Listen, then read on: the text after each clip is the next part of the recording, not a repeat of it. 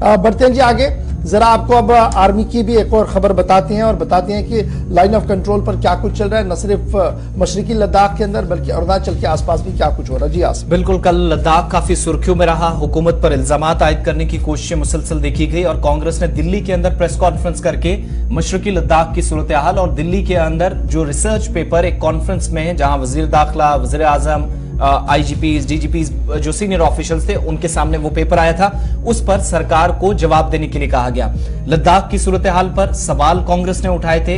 हिज़्ब इख्तिलाफ के इन सवालों का जवाब भी बीजेपी की तरफ से दिया गया प्रेस कॉन्फ्रेंस के जरिए और इल्जामात को गलत और बेबुनियाद ठहराया गया। लेकिन जो बयान शाम होते होते सीनियर आर्मी ऑफिशियल का सामने आया, ईस्टर्न कमांड के GOC lieutenant colonel RP Kalita, उन्होंने अरुणाचल प्रदेश से लद्दाख की सारी सूरत हाल पर कहीं ना कहीं वो जो इल्जामात थे उनको एक तरह से सही भी ठहराया जो उनका बयान है, लेकिन साथ ही साथ उन्होंने कहा कि सिचुएशन कंट्रोल में और भारतीय अफवाज इस वक्त चाहे फिजाइया हो या इस वक्त आर्मी के जो मुख्तलिफ इलाकों के अंदर यूनिट्स है वो मॉनिटरिंग सिचुएशन को लगातार कर रहे हैं मशरकी हिस्से के अंदर। लेकिन एक बात जरूर है कि सूरत हाल गैर मुतवक्का है, यानी इतनी अच्छी भी नहीं कही जा सकती कि कुछ ना हो, कुछ हो भी सकता है जो फौज के बयान से पता चलता है। आरपी कलिता जो कि सीनियर ऑफिशियल है ईस्टर्न कमांड के, और ईस्टर्न कमांड जो है वो सिक्किम और अरुणाचल प्रदेश को देखती है, तो जिस तरीके से कयास आराइयां जो तासुरात सामने आ रहे हैं मशरकी लद्दाख को लेकर लाइन ऑफ एक्चुअल कंट्रोल पर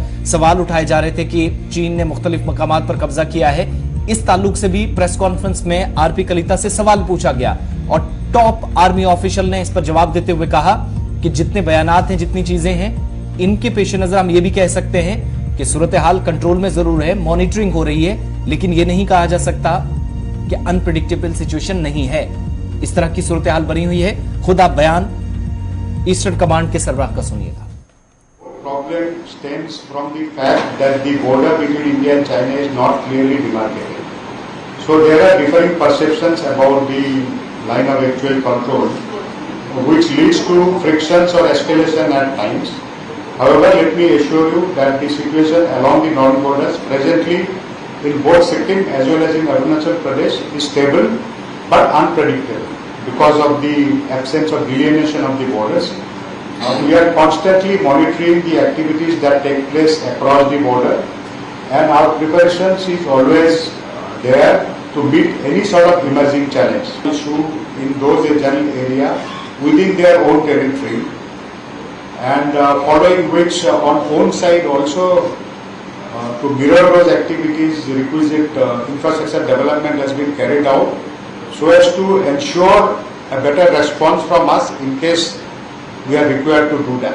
How does it feel when the man in uniform is questioned for their operation?